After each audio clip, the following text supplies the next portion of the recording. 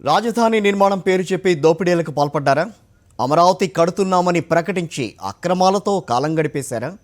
చట్టం చేసి మరీ దోపిడీ కొనసాగించారా? మా ఇష్టానుసారం మేము నడుచుకుంటాం, ఫిర్యాదులు విచారణ అనడానికి వీల్లేదని ఎందుకు భావించారు? సిఆర్డీఏ చట్టంలో ఆ సెక్షన్ పెట్టుకోవడం వెనక అసలు మతలబేంటి? న్యాయవాదులు ఏం చెప్తున్నారు? మా ప్రతినిధి అశోక్ అందిస్తున్న స్పెషల్ స్టోరీ ఇప్పుడు. చంద్రబాబు ముఖ్యమంత్రిగా 14 ఏళ్ల పాటు పనిచేశారు. సందర్భం వచ్చినప్పుడల్లా తనకు చాలా అనుభవం ఉందని చెప్పుకుంటారు. ఎల్లో మీడియాలో గొప్పగా ప్రచారాలు చేయించుకుంటారు. 40 ఏళ్లకు పైగా రాజకీయాల్లో అనుభవం ఉందని, 40 ఇయర్స్ ఇండస్ట్రీ అని ఆయనే పదే పదే చెప్పుకున్నారు కూడా. అయితే ముఖ్యమంత్రిగాను, ప్రతిపక్ష నాయకునిగాను, రాజకీయ నేతగాను ఆయన అనుభవం అంతా వ్యవస్థలను మేనేజ్ చేయడానికి ఉపయోగపడిందని న్యాయ నిపుణులు స్పష్టం చేస్తున్నారు. దీనికి ఉదాహరణగా రాజధాని నిర్మాణ నేపథ్యంలో చంద్రబాబు తయారు చేసుకున్న సిఆర్డీఏ చట్టాన్ని వారు ఉదహరిస్తున్నారు. సెక్షన్ 146 ఆఫ్ ఏపీ సిఆర్డీఏ యాక్ట్లో ఏం చెప్తుందంటేనండి, రాజధాని అభివృద్ధికై ఎటువంటి ఏపీసీఆర్డీఏ చట్టాన్ని అమలుపరచడానికి ఎవరైనా గవర్నమెంట్ అధికారి కానీ, గవర్నమెంట్ కానీ, వేరే ఇతర పర్సన్ గవర్నమెంట్కి సంబంధించిన వాళ్ళు కానీ ఎటువంటి చర్య చేసినా ఆ చర్యకి అగెయినెస్ట్గా ఎటువంటి దావాలు కోర్టులో ఫైల్ చేయకూడదని, లేక వారికి అగెయినెస్ట్గా ఏ క్రిమినల్ ప్రాసిక్యూషను జరగకూడదని ఎంతో పకడ్బందీగా చంద్రబాబు నాయుడు గారు, మంత్రి నారాయణ, ఎక్యూజ్డ్ A1 A2 చక్కగా రాసుకున్నారండి ఆ చట్టంలో. కొత్త రాజధాని నిర్మాణం పేరుతో భారీ కుంభకోణానికి తెరతీశారనే ఆరోపణలు. మొదట్లో నూజివీడు, గన్నవరంలలో కొత్త రాజధాని అంటూ లీకులు. చంద్రబాబు అండ్ కో తుళ్లూరు, మంగళగిరి, తాడేపల్లి ప్రాంతాల్లో వేలాది ఎకరాలు కొనేశారనే ఆరోపణలు. రాజధాని ప్రాంతంలో అక్రమాలను ఎవరూ ప్రశ్నించకుండా ఉండేలా సిఆర్డీఏ చట్టాన్ని తెచ్చారనే విమర్శలు. అక్రమాలకు అండగా నిలిచేలా సిఆర్డీఏ చట్టంలో సెక్షన్ 146 ఉందనే విమర్శలు.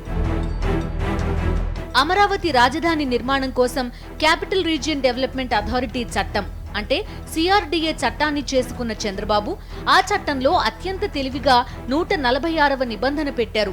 ఈ నిబంధన సారాంశం ఏంటంటే, రాజధాని ప్రాంతంలో ఎవరికైనా అన్యాయం జరిగితే ఆ బాధితులు కోర్టుకు వెళ్లకూడదు, ఏ కోర్టులోనూ దావా వేయడానికి వీల్లేదు, ఏ దర్యాప్తు సంస్థ వారిని విచారించకూడదు, ప్రాసిక్యూషన్ అసలు జరగకూడదని సిఆర్డీఏ చట్టం సెక్షన్ 146 చెప్తోంది.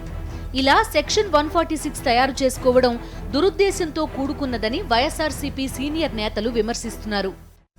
సిఆర్డీఏ చట్టాన్ని తయారు చేస్తూ సెక్షన్ 146ని ఎందుకు పెట్టారని నేను ప్రశ్నిస్తున్నాను. ఇందులో ఏ విధమైనటువంటి అవకతవకలు జరిగినా, అక్రమాలు జరిగినా, అవినీతి జరిగినా దానికి సంబంధించిన మంత్రులపై కానీ, అధికారులపై కానీ ఏ విధమైనటువంటి చర్యలు ప్రాసిక్యూషన్ చేయకూడదు, చేయడానికి వీల్లేదు అనేటువంటి ఈ సెక్షన్ని అందులో చంద్రబాబు నాయుడు గారు ఎందుకు ప్రవేశపెట్టారని నేను ప్రశ్నిస్తున్నాను. అంటే ఆ చట్టాన్ని తయారు చేసేటప్పుడే, ఆ సెక్షన్ని ఇన్కార్పొరేట్ చేసేటప్పుడే ఇందులో మేము చాలా అవకతవకలు, అవినీతికి పాల్పడతాము, దీన్ని భవిష్యత్తులో ఎవరైనా ప్రశ్నించవచ్చు, అటువంటి ప్రశ్నలకు అవకాశం లేకుండా ఒక చట్టాన్ని తయారు చేద్దామని ఈ సెక్షన్ని పొందుపరిచినటువంటి విషయం వాస్తవం కాదా అని నేను ప్రశ్నిస్తున్నాను. ఈ పాటికి అందరికీ అర్థమయ్యే ఉంటుంది. రాజధాని నిర్మాణం నేపథ్యంలో చంద్రబాబు తన హయాంలో తయారు చేసుకున్న సిఆర్డీఏ చట్టం, అందులోని సెక్షన్ 146 ఎందుకోసం ఉన్నాయో. సిఆర్డీఏ పేరుతో చంద్రబాబు, ఆయన కోటరీలోని వారు ఏ దోపిడీ చేసినా ఎవ్వరూ నోరెత్తకూడదు, కోర్టుకు వెళ్లకూడదు. ఈ విషయం అందరికీ అర్థమవుతోంది. సిఆర్డీఏ చట్టంలోని సెక్షన్ 146ని చంద్రబాబు అండ్ కో ఆయుధంగా చేసుకున్నారని, ఈ నిబంధనతో చట్టం చేసి మరీ దోపిడీకి పాల్పడ్డ ఏకైక ముఖ్యమంత్రిగా చంద్రబాబు చరిత్రలో నిలిచిపోయారని న్యాయరంగ నిపుణులు అంటున్నారు. సాధారణంగా 144 సెక్షన్ నిబంధనలతో ఎవరూ చట్టాలు చెయ్యరు. ఒకవేళ చట్టాలు చేసినా ప్రజలకు ఉపయోగపడే మంచి ఉద్దేశంతో పనులు చేసేటప్పుడు మాత్రమే ఇలాంటి నిబంధనలు పెడతారని వారు గుర్తు చేస్తున్నారు. కానీ చంద్రబాబు మాత్రం తన హయాంలో గుడ్ ఫెయిత్ అనే పదాన్నే ఎత్తేసి సిఆర్డీఏ చట్టాన్ని తయారు చేశారని న్యాయవాదులు స్పష్టం చేస్తున్నారు. ఏపీసీఆర్డీఏ యాక్ట్లో ఉంది, గుడ్ ఫెయిత్ గురించి ఆల్రెడీ ఎక్స్ప్లెయిన్ చేశారు. అది ఇక్కడ 146లో పెట్టాలి, వాళ్ళు పెట్టలేదు. అంటే వీరి ఉద్దేశం ఏంటంటే రాజధాని అభివృద్ధి చేయడం కోసం, రాజధానిలో భూములు లాక్కోవడం కోసం, ఎవరన్నా మనుషులు ప్రాణాలు హరించినా వారి right to life and Liberty article 21 కింద వాళ్ళకి ఎటువంటి భంగం కలిగినా సరే ఈ చట్టం వర్తిస్తుంది, ఈ చట్టం కింద మా మీద ఎటువంటి చర్య తీసుకోకూడదు అనే దురుద్దేశంతో చంద్రబాబు నాయుడు గారు, మంత్రి నారాయణ అప్పటి అధికారులను ఒత్తిడిలోకి చేసి బెదిరించి ఈ చట్టాన్ని పాస్ చేసుకున్నారండి. భూములు లాక్కున్న రాజధాని పేరుతో ఏది చేసినా అంటే వాళ్ళ ఉద్దేశం ఏంటంటే మనిషిని చంపేసినా సరే కోర్టులు ఏమీ చేయకూడదు అనే ఉద్దేశంతో రాసుకున్నట్టుంది 146. ఇప్పుడు వారి మీద కట్టిన సెక్షన్లు ఏంటండి, సిబిసిఐడి వారు ఐపీసీ సెక్షన్ల కింద కట్టారు. ఐపీసీలో 166 ఉంది, 167 ఉంది, 216 ఉంది, 302 ఉంది, 323 ఉంది, 353 ఉంది. అంటే ఐపీసీలో ఏ సెక్షన్లు కూడా వాళ్ళకి వర్తించవా ఇంకా? అంటే మనిషి ప్రాణాలు పోయినా సరే, దౌర్జన్యాలు చేసినా సరే, దోపిడీలు చేసినా సరే ఐపీసీ కింద వాళ్ళు నేరం చేసినట్టు కాదని చెప్పి భావిస్తారా?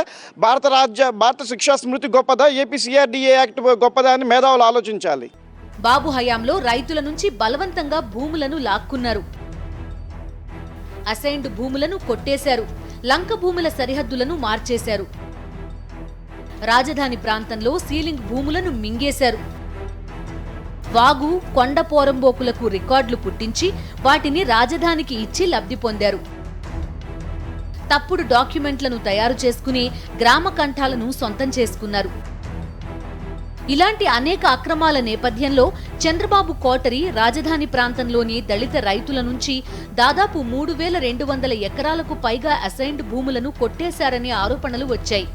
అమరావతి పేరుతో అంతర్జాతీయ స్థాయిలో దోపిడీకి పాల్పడిన చంద్రబాబు కోటరీ రాజధాని కేసులు తమను ఏం చెయ్యలేవని పదే పదే చెప్పడానికి కారణం సిఆర్డీఏలోని 146వ నిబంధనే అని మేధావులు అభిప్రాయపడుతున్నారు.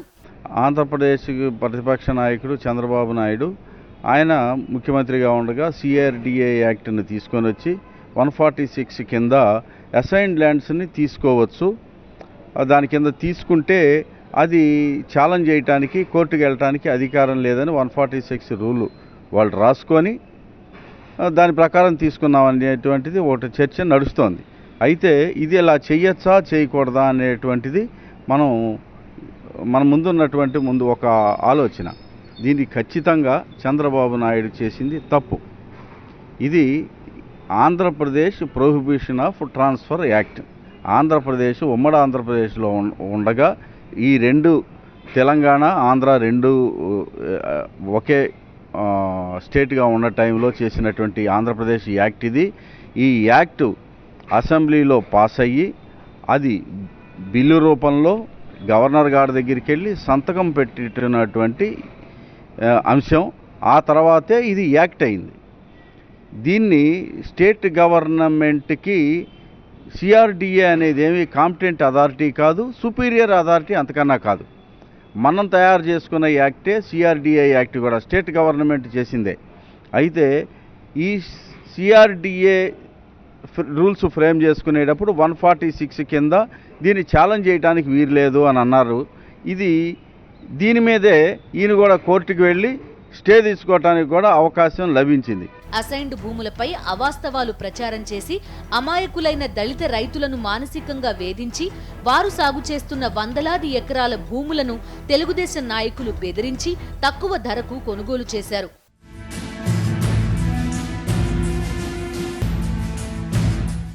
తెలుగుదేశం నాయకులకు లబ్ధి చేకూర్చేందుకు సిఆర్డీఏ చైర్మన్ హోదాలో రంగంలోకి దిగిన చంద్రబాబు జీవో నంబర్ 41 తీసుకొచ్చి అసైన్డ్ భూములు కొనుగోలు చేసిన వారికి అనుకూలంగా వ్యవహరించారని మంగళగిరి ఎమ్మెల్యే ఆళ్ల రామకృష్ణారెడ్డి సిఐడికి ఫిర్యాదు చేశారు. దీనికి సంబంధించిన సాక్ష్యాలు కూడా ఆయన సిఐడి అధికారులకు అందజేశారు. మా మంగళగిరి నియోజకవర్గానికి సంబంధించి ఎర్రబాలెం, బేతపూడి, నవలూరు గ్రామాలకు సంబంధించినటువంటి కొంతమంది ఎస్సీ ఎస్టీ సోదరులు నా దగ్గరికి వచ్చి, అన్నా మా భూముల్ని గత ప్రభుత్వం భయపెట్టి బెదిరించి కనీసం ప్యాకేజీ కూడా అనౌన్స్ చేయకుండా మా దగ్గర నుంచి బలవంతంగా లాక్కున్నారన్నా, మాకు న్యాయం చేసి పెట్టండి, మేము ఆ భూముల మీదే ఆధారపడి బ్రతుకుతున్న వాళ్ళమి, మేము తిరిగి మా వ్యవసాయం చేసుకుంటాం, మేము బ్రతుకుతామని చెప్పేసి నాకు కంప్లైంట్ ఇవ్వడం జరిగింది. ఆ కంప్లైంట్ తీసుకున్న తర్వాత నేను అసలు ఎలా జరిగింది ఏంటి, ఇంత పెద్ద కుట్రకి గత ప్రభుత్వం చంద్రబాబు నాయుడు గారు సిఆర్డీఏ చైర్మన్గా ఉండి వైస్ చైర్మన్గా అప్పటి పురపాలక శాఖ మంత్రి నారాయణ గారు ఉండి ఏ విధంగా వాళ్ళు ఈ దళిత సోదరుల భూములు చట్టాలకు వ్యతిరేకంగా కొట్టేశారు అనే దాని మీద చాలా లోతుగా మేము వెళ్ళి పనిచేసుకొని ఆ సాక్ష్యాధారాలు అన్నీ కూడా సమీకరించుకొని నేను సిఐడి అధికారులకి నేను పూర్తిగా ఆ పేపర్లన్నీ సబ్మిట్ చేసి ఎఫ్ఐఆర్ మీరు నమోదు చేయవలసిందిగా నేను ఫిబ్రవరి 24వ తారీఖున నేను కోరడం జరిగింది. దాని మీద మార్చి 12 ఈ నెల 12వ తారీఖున ఎఫ్ఐఆర్ నమోదు చేసి నాకు కాపీని కూడా సిఐడి అధికారులు ఇవ్వడం జరిగింది.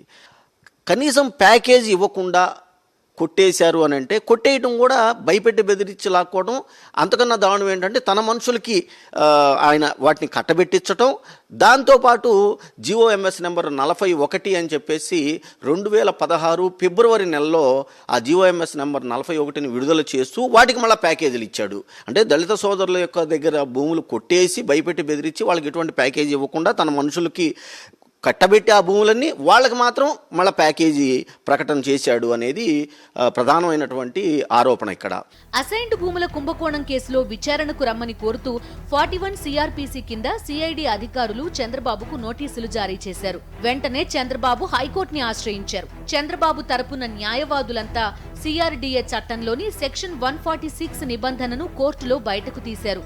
ఈ నిబంధన ప్రకారం చంద్రబాబు నారాయణలను విచారించే అధికారం సిఐడి అధికారులకు లేదని కోర్టులో వాదనలు వినిపించారు. కోర్టు కూడా CRDA చట్టం 146 నిబంధన కిందకు చంద్రబాబు నారాయణ వస్తారో లేదో కౌంటర్ దాఖలు చేయమంటూ ప్రభుత్వానికి చెబుతూ స్టే ఇచ్చింది. ఇదే ఇప్పుడు 2 తెలుగు రాష్ట్రాల్లో చర్చనీయాంశమవుతోంది. అమరావతి పేరుతో దోపిడీ చేయడానికి CRDA చట్టాన్ని తయారు చేసుకున్నారని, దానిపై ఎవరూ గొంతెత్తకూడదని, ప్రశ్నించకూడదని అందులో నిబంధనలు పెట్టి చట్టం చేశారని న్యాయవాదులు మండిపడుతున్నారు. ఈయన CRDA చైర్మన్ హోదాలో రూల్స్ ఫ్రేమ్ చేసేసి ఏవో ఇవి మేము తీసేసుకుంటున్నాం అన్నారు. ఇది క్యాబినెట్ నిర్ణయం తీసుకోవటం కానీ, అసెంబ్లీలో చర్చ జరగటం కానీ, అది బిల్లు రూపం తీసుకోవటం కానీ, ఇది గవర్నర్ సంతకం పెట్టడం కానీ ఎటువంటిది జరగలేదు. దీనిలో ఇది జరగాలి, ఇది యాక్ట్ అమల్లోకి రావాలి అని అంటే ఖచ్చితంగా అసెంబ్లీలో దాన్ని క్యాబినెట్ ఆమోదించాలి. అది గవర్నర్ గారి దగ్గరికి వెళ్ళి సంతకం పెట్టిన తర్వాతే మాత్రమే చట్ట రూపంలోకి వస్తుంది తప్ప ఈ లోపల అది అమలయ్యే అవకాశం అది ఎట్టి పరిస్థితుల్లో లేదు. ఇది స్టే తాత్కాలికమే, 4 వారాలే ఈయనకి ఇచ్చింది. ఇది ఇక్కడ కాదు, ఏ సుప్రీంకోర్టుకి వెళ్ళినప్పటికీ కూడా చంద్రబాబు నాయుడు ఓడిపోక తప్పదు. ఆయన చేసుకున్న ఫ్రేమ్స్, రూల్స్ ఏవైతే ఉన్నాయో ఇవేవి కూడా పనికిరావు. ఎందుకనంటే ఇది క్యాబినెట్ తీసుకున్న నిర్ణయం కాదు. బలవంతుడు బలహీనుడిని దోచుకోకుండా కాపాడడానికి రాజ్యాంగం భరోసా కల్పిస్తోంది. రాజ్యాంగానికి ఎప్పుడు విఘాతం కలిగినా కోర్టులు ముందుండి రాజ్యాంగ పరిరక్షణ చేస్తున్నాయి. ఇదే క్రమంలో దళితుల హక్కుల కోసం SC/ST హక్కుల చట్టం, అసైన్డ్ భూముల చట్టాలను చేసుకున్నాం.